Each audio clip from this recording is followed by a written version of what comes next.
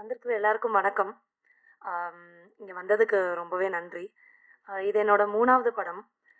இதுக்கு முன்னாடி என்னோட debut film Morgan last year release ஆச்சு. ஆம், நான் ஃபஸ்ட்டு டெலிவிஷனில் இருந்தேன், அதுக்கப்புறமா டிஜிட்டல் அண்ட் இப்போ சில்வர் ஸ்க்ரீன்ஸ். 10 வருஷத்தோடைய ஜேர்னியில் நிறைய பேர் நடிக்கிறதுக்கான வாய்ப்பு கேட்டு வெளியில் நிற்கிறாங்க. அவங்களெல்லாம் உன்னால் நடிக்க முடியும், உங்ககிட்ட இந்த பொட்டென்ஷியல் இருக்குது, வந்து இந்த ரோலை நீ அழகாக பண்ணுவேன்னு நம்பி வாய்ப்பு கொடுத்த இது வரைக்கும் கொடுத்துட்ருக்கிற எல்லா டைரக்டர்ஸ்க்கும் நன்றி. சரத் சார், அப்படி என்னை நீங்கள் எங்கே பார்த்துட்டு கேட்டிங்கன்னு எனக்கு தெரியல, ஆனால் இந்த ரோலை உன்னால் ப்ளே பண்ண முடியுமா அப்படின்னு ரொம்ப அழகாக என்னை கூப்பிட்டு வாய்ப்பு கொடுத்தீங்க. ரொம்ப நன்றி. அண்ட் சின்ன வயசுலேருந்து I have only been body shamed for how I look. என்ன இது இப்படி இருக்கா, ஒல்லியாக இருக்கா, அப்படி இருக்கான்னு ஸ்கூல்லலாம் ஃபுல்லாக. அதனால் எனக்கு என் மேலே ஃபர்ஸ்ட் ஆஃப் ஆல் ஒரு நம்பிக்கையே இல்லை. நம்ம பார்க்க நல்லா தான் இருக்கோம் அப்படின்னு அப்படியே எனக்கு தோணாது. என்ன ஒரு ஃபோட்டோ எடுத்தால் கூட நான் அதை நல்லா இருக்குது அப்படின்னு அக்செப்டே பண்ணிக்க மாட்டேன். அது எனக்கு இப்போ வரைக்கும் கொஞ்சம் கொஞ்சம் அந்த விஷயம் இருந்துகிட்டே இருக்குது. ஒரு ஃப்ரேம்லேயும் என்னை என்னை ரொம்ப அழகாக பியூட்டிஃபுல்லாக காமிச்சிட்டு, இங்கே வாயேன் இதை பாரேன் அப்படின்னு என்னை சதீஷ் சார் கூப்பிட்டு காட்டுவார். காட்டும் போது நானா இது அப்படின்னு அவ்வளோ சூப்பராக ஃபீல் ஆகும் சார் எனக்கு.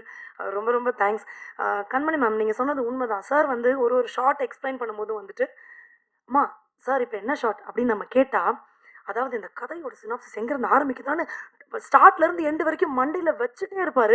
அப்போவே எனக்கு புரிஞ்சுது, ஓகே எந்த அளவுக்கு ஒரு கதை வந்து அந்த டைரக்டருடைய ஆழ் மனசுலேருந்து அவர் எழுதியிருக்காருன்னா, அதை ஒரு தடவையும் அதை எங்கெல்லாம் சான்ஸ் கிடைக்குதோ அதை அவர் சொல்லுவார், அதை புரிய வைக்க ட்ரை பண்ணுவார். சார் எனக்கு புரியுது சார். இப்போ தான் நிறைய பேர் சொல்லி எனக்கு தெரியும், ஒரு 23 இயர்ஸ் ஆஃப் ஜேர்னினா அது சும்மா கிடையாது சார். எனக்கு வாய்ப்பு கொடுத்ததில் அதில் ரொம்ப ரொம்ப நன்றி. And to the producers and to editors and எல்லாருக்குமே, இங்கே ஒர்க் பண்ண அத்தனை பேருக்கும், சுவாமி சாராக இருக்கட்டும், என்னோட அசிஸ்டன்ட் டைரக்டர்ஸ் எல்லாருமே ரொம்ப கோஆப்ரேட்டிவாக ஒரு பெரிய டீமாக இங்கே ஒர்க் பண்ணோம். எல்லாருக்குமே ரொம்ப ரொம்ப தேங்க்ஸ்.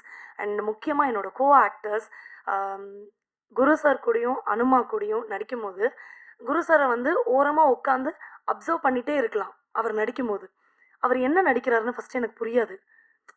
அவர் சொன்ன மாதிரி தான் உண்மையா. அவர் நிறைய ஒர்க் ஷாப்ஸ் எல்லாம் கண்டக்ட் பண்ணுறாரு. ஓசிலே நான் உட்காந்து ஓரமாக உட்காந்து ஆக்டிங் கற்றுக்கிட்ட மாதிரி. அவர் என்ன பண்ணுறாருன்னு, இப்படி எதுக்கு இவர் இதை பண்ணுறாரு, என்னமோ நான் பெரிய அறிவாளி மாதிரி எதுக்கு இப்படி பண்ணுறாருன்னு நான் யோசிச்சிட்டே இருக்கும்போது டுவர்ட்ஸ் தென் புரியும், ஓ இதை இவ்வளோ அழகாக கூட பண்ணலாமா அப்படின்னு. அவர் நிறைய இடத்துல இந்த படத்தில் நடித்து நான் பார்த்தேன். இதுக்கு முன்னாடி ப்ரீவியஸாக அவரை ஸ்க்ரீனில் நிறைய பார்த்துருப்போம், பட் நேரில் பார்த்து நான் ரொம்ப வியந்தேன். அனுமா கூட, மேம் நீங்கள் உண்மை தான் சொன்னீங்க, உண்மையாக அவங்க கண்ணே நடிச்சிடும். அவங்க கூட ஒரு காம்பினேஷன் சீன் எனக்கு இருக்கும் இதில். அவங்க அவங்க சிரித்தா நான் சிரிப்பேன், அவங்க அழுகிற மாதிரி ஒரு கண்ணு வச்சுட்டாங்கன்னா எனக்கு டக்குன்னு அழுக வந்துடும். அந்த சீனை அவ்வளோ சீக்கிரத்தில் முடிக்க முடியுமானே எங்களுக்கு தெரியல. Within 2 to 3 hours we finish that because she was that. அவங்க கூட எனக்கு நடிக்கிறதுக்கான ஒரு ஆப்பர்ச்சுனிட்டி கிடச்சதே நான் மிகப்பெரிய விஷயமா பார்க்குறேன்.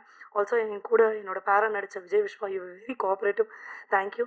நயனா கூடயும் சாய்விக்கு கூடயும் எனக்கு எந்த காம்பினேஷனும் இல்லை, பட் இப்போ தான் அந்த சாங்கெல்லாம் பார்த்தேன். ரொம்ப அழகாக இருந்தீங்க, ரொம்ப பியூட்டிஃபுல்லாக இருந்தது விஷுவல்ஸாகவும்.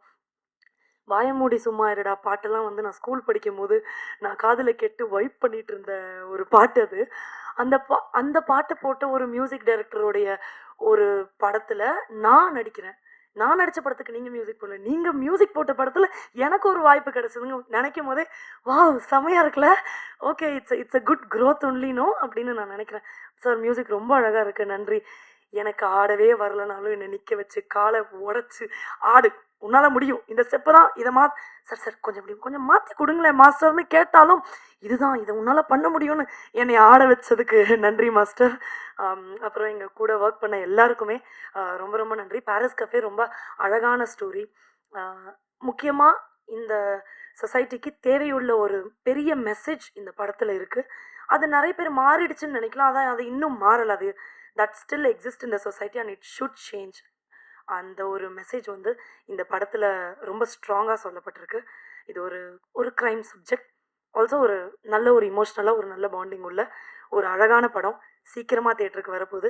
எல்லாரும் கண்டிப்பாக தேட்டருக்கு போய் இதை பார்த்து இது எப்படி இருக்குன்னு எங்களுக்கு சொல்லணும். we are waiting to hear from you all. Thank you so much. Thank you.